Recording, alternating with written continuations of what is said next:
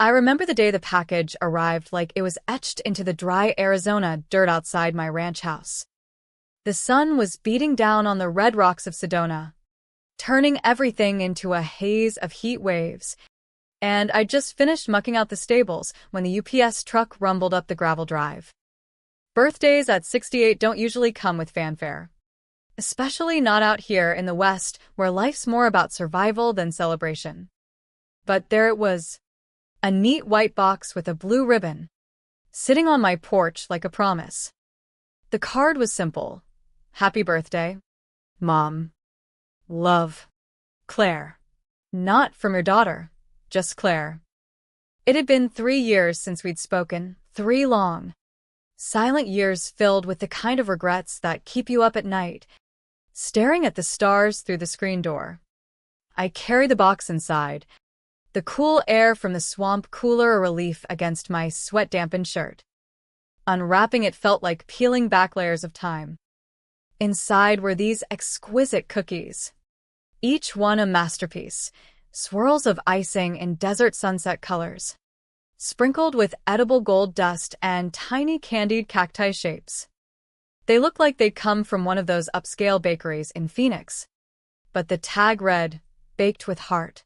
I sat at the scarred oak table my late husband, Jack, had built, and bit into one. It melted on my tongue, vanilla bean with a hint of mesquite honey. Sweet and comforting like a hug I hadn't felt in ages. But something nagged at me. Claire had never been the baking type.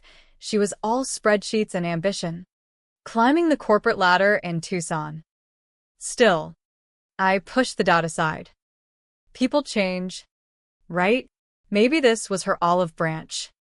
That afternoon, I boxed up most of them and drove my old Ford pickup over to Wade's place, Claire's father-in-law, just a few miles down the canyon road. Wade was a retired rancher like me, living alone since his wife passed, and we'd bonded over shared losses at the local VFW hall. He had a notorious sweet tooth, always joking it'd be his downfall. "Emma, you shouldn't have," he said with that gravelly laugh, popping one in his mouth right there on his porch. "These are out of this world. Claire's got talent." I smiled, feeling a warmth spread through me. Sharing felt right. It was what folks did out here, looking out for each other in this vast, unforgiving landscape. That night, as the coyotes howled in the distance, I tossed and turned on my creaky bed. The silence from Claire over the years had been a wound that never quite healed. Our last fight had been ugly, me calling her selfish for chasing big city dreams, her accusing me of holding her back. She'd slammed the door and vanished into the sunset. Literally. But this gift? It sparked hope. Maybe we could mend fences. The next morning, my phone buzzed while I was brewing coffee. Claire's name on the screen hit me like a dust storm. "Hey, Mom," she said, her voice casual, almost too light. "How do you like the cookies?" I leaned against the counter, heart pounding. They were delicious. Honey. I ate one, but gave the rest to Wade. You know how he loves treats. Silence. Then a sharp intake of breath, followed by a yell that chilled me to the bone. "You gave them to Wade?" The line went dead. My hands shook as I set the phone down. Why the panic? She'd sent them to me. I tried calling back, voicemail. "Claire. It's Mom. Call me."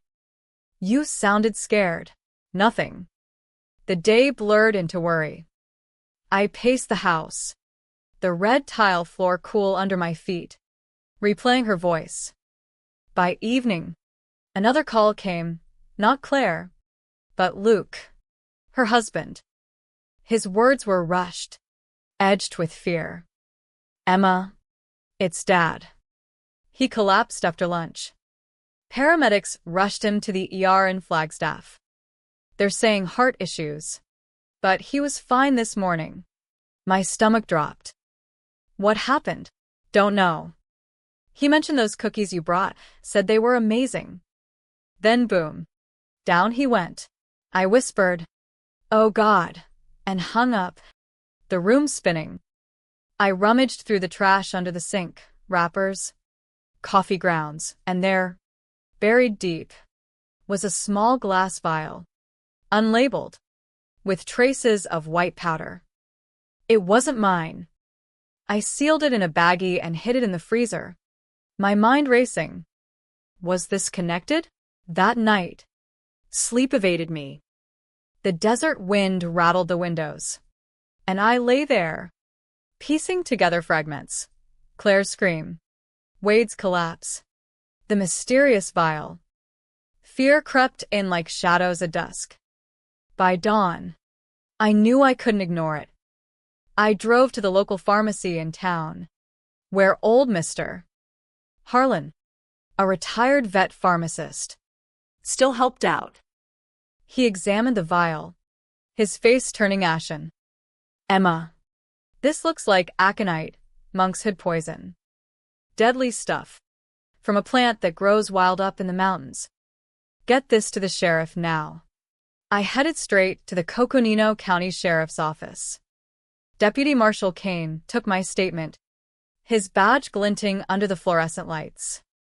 I laid it all out, the estrangement, the cookies, the scream, the vial, Wade's hospitalization. He nodded, bagged the evidence, and said they'd test it. "Mrs. Whitaker, any reason Claire might want to hurt you or Wade?" I hesitated. We had a falling out. But no. She's my daughter. Driving home through the winding canyons, the red cliffs looming like silent judges, I felt the world shift. What if this wasn't a gift, but a trap? The thought hollowed me out. The wait for answers felt eternal, like watching a monsoon build over the Grand Canyon, dark clouds gathering, but no rain yet. I stayed close to home, tending the horses to keep my hands busy, but my mind wandered. Every creak of the old ranch house amplified my paranoia. I'd glance at the freezer, where the vial sat like a frozen secret, and wonder how it got in my trash. Had Claire slipped it in the box? The idea made my skin crawl. On the second day, Luke called with an update. "Dad's stable, but they're monitoring his heart. Docs say it looks like poisoning, some rare toxin." My voice cracked. "Luke, I think the cookies." He paused. "What? No. Emma, that can't be." But doubt laced his words. I couldn't shake the memories of Claire as a kid, riding ponies across our acreage, her laughter echoing off the rocks. She'd been fierce. Even then, always pushing boundaries, dreaming of escaping the dust for something bigger. After Jack died in a ranch accident, she'd hardened, blamed me for not selling the place, for clinging to the land. Our rift widened until she married Luke and moved south. Wade had welcomed her like family, but I recalled her griping about him once, calling him controlling over family finances. It seemed petty then. Now, it loomed large. Deputy Kane called on the third day. "Tests confirm aconite in the vial and traces in the cookie crumb you provided. Not in all of them, selective. This wasn't random." "Emma." My knees buckled. I sank into a chair. "Wade. He's recovering. But it was close. We're treating this as attempted poisoning. Claire's not answering calls. Her office says she's AWOL." I whispered. "She's running. We'll issue an alert. Any history of conflict." I mentioned the old money arguments, how Wade managed the family trust after his wife's death. Kane noted it. "Stay safe. We'll be in touch." The news hit like a flash flood. I drove to the hospital in Flagstaff, the highway cutting through pine forests that felt too green against my gray mood. Wade looked smaller in the bed, IVs snaking around him, but his eyes lit up. Emma, you old coot, bringing trouble my way. I choked back tears. I'm sorry. Wade. If I'd known. He squeezed my hand. Not your fault. That girl's got demons. We talked softly about the past, how Claire had always seemed resentful, pushing for loans from the trust that Wade denied, saying she needed to earn her way. Thought tough love would help, he sighed. Guess I was wrong. Back home, as the sun dipped behind the mesas, painting the sky in fiery oranges, Luke showed up unannounced.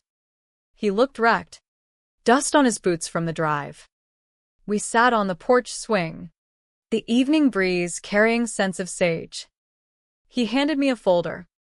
Emma, Claire's been siphoning money from Dad's accounts. Small transfers, fake invoices, over 50 grand in a year. Dad confronted her last month, threatened to go to the DA unless she repaid. I flipped through the papers, bank statements, emails. It was calculated. Cold. Why? Luke rubbed his temples. She got in deep with bad investments. Some online scheme. Panicked. Started stealing to cover.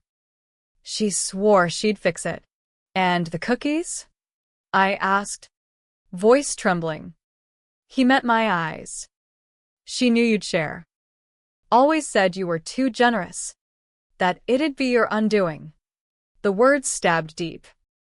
I'd been a pawn in her scheme. My kindness weaponized. We sat in silence, watching stars emerge. Luke confessed he'd suspected but stayed quiet, hoping she'd turn around. I love her. Emma. But this. It's too far. That night, alone, I pored over old photos in the living room, the lamp casting long shadows. Claire at 10, grinning with a lasso. At 16, sullen after a fight. Signs I'd missed: her isolation, her anger bubbling under the surface. The West teaches resilience, but it doesn't prepare you for betrayal from your own blood.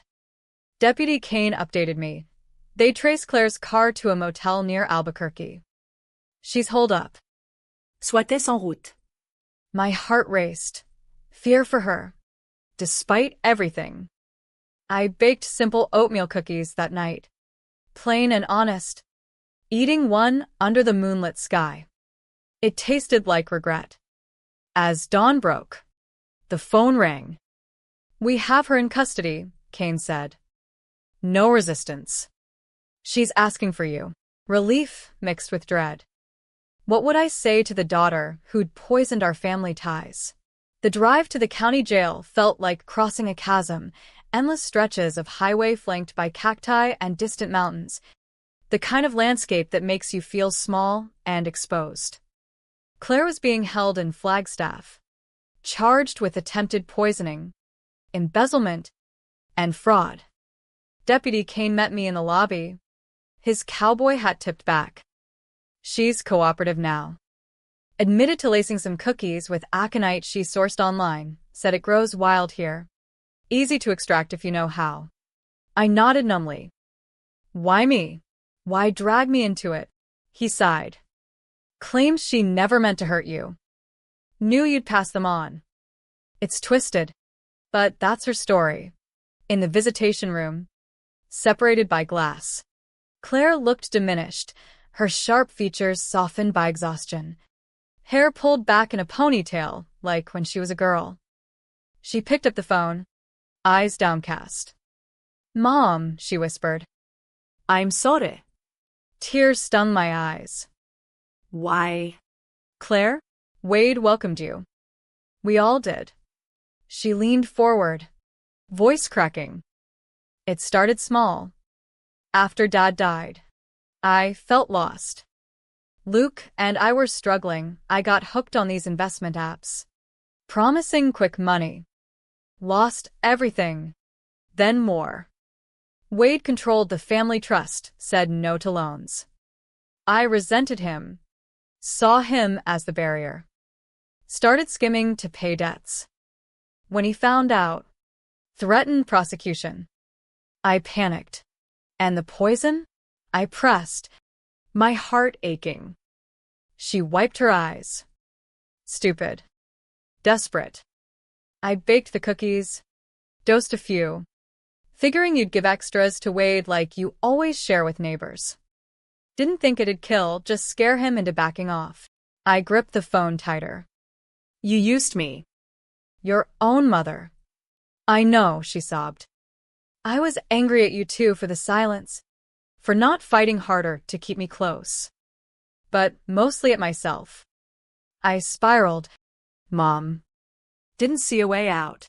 We talked for an hour, raw. Honest words spilling like rain after drought. She confessed to the isolation she'd felt growing up on the ranch. The pressure to succeed in a world that valued grit over vulnerability. I thought money would fix it. Instead, it broke everything. Leaving the jail, the sun high and unrelenting, I felt a fragile hope. Claire wasn't the monster I'd feared. She was broken, like so many out here battling hidden demons. I visited Wade next. He was sitting up, color returning. Heard about the confession, he said gruffly. Girl's got issues. I nodded. But she's owning it. Asked me to tell you she's sorry. He stared out the window at the pines. Reckon we all make mistakes. Tell her. No hard feelings. But she needs help. That evening, back on the ranch, I saddled up my mare and rode out to the ridge. The wind whipping my hair. The vista stretched forever, red earth meeting blue sky. It reminded me that healing, like the land, takes time. Over the next weeks, the legal wheels turned slowly. Western style. Claire's lawyer pushed for a plea deal, probation, restitution, mandatory counseling for addiction and anger.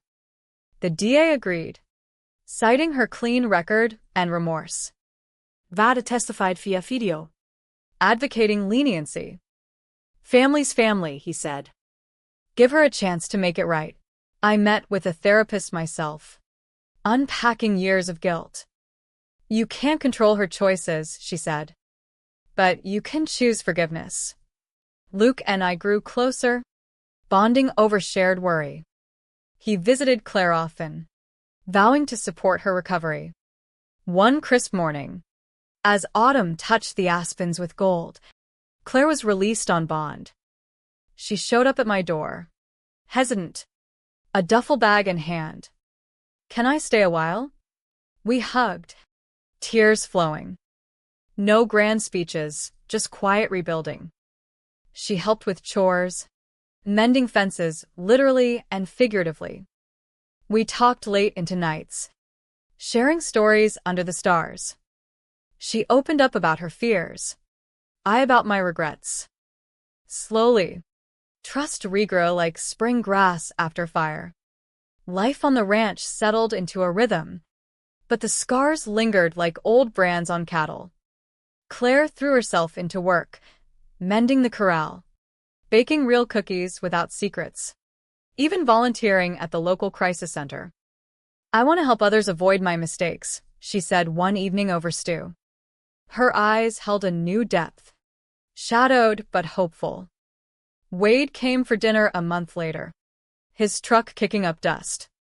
The air was tense at first, but he cracked a joke. No sweets this time, right? Laughter broke the ice.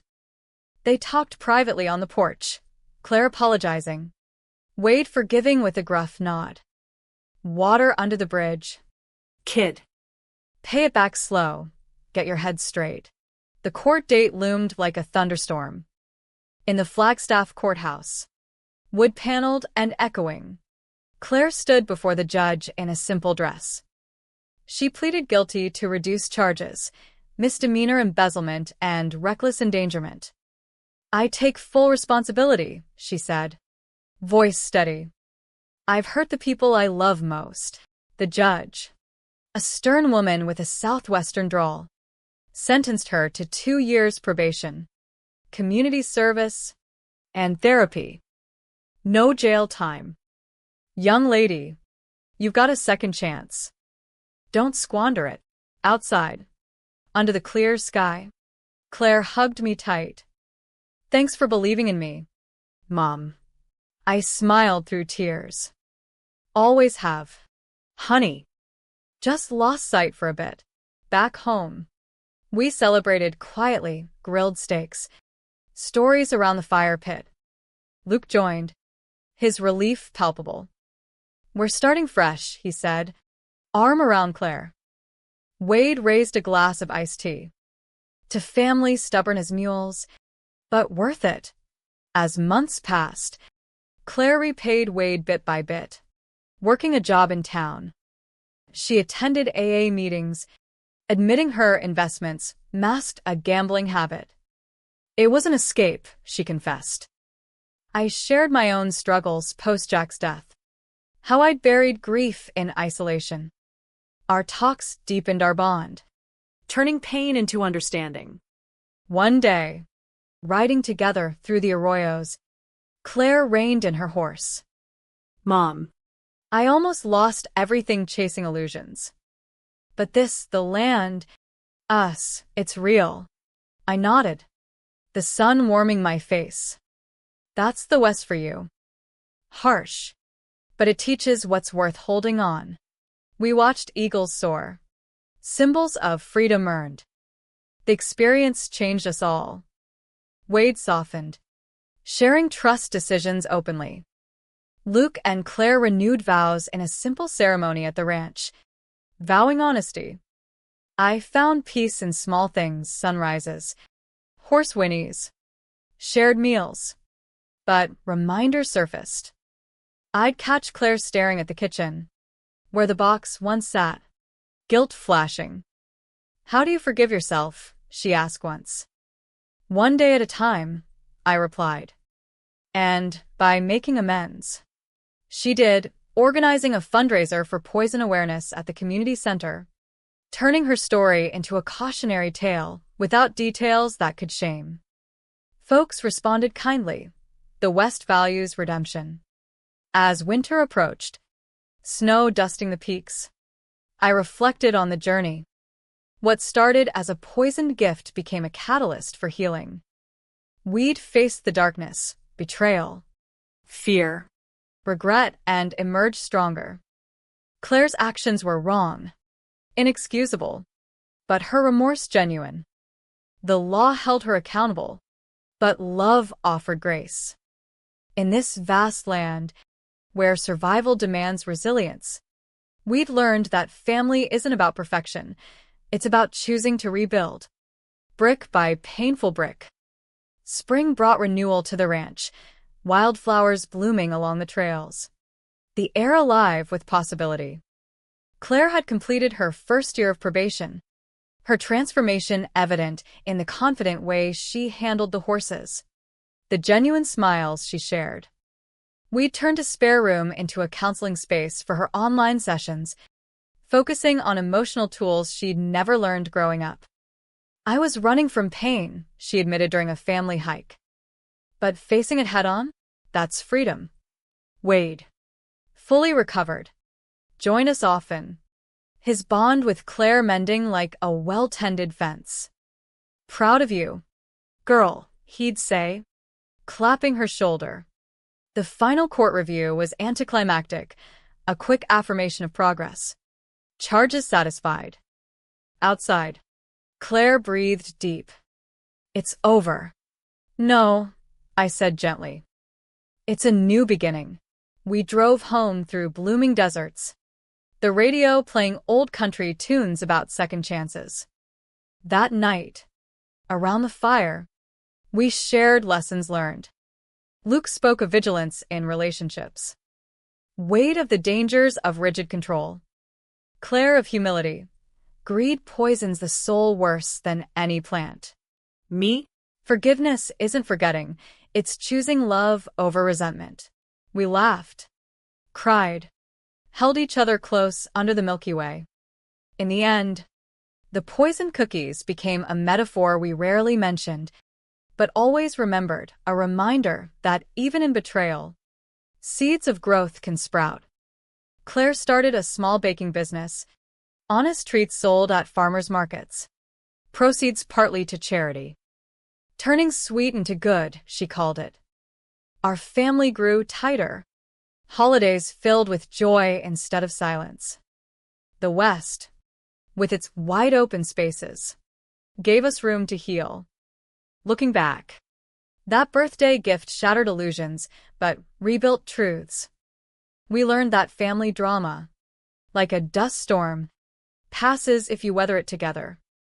The real poison was unspoken hurts, the antidote, open hearts. And in that, we found redemption, not perfect, but profoundly human.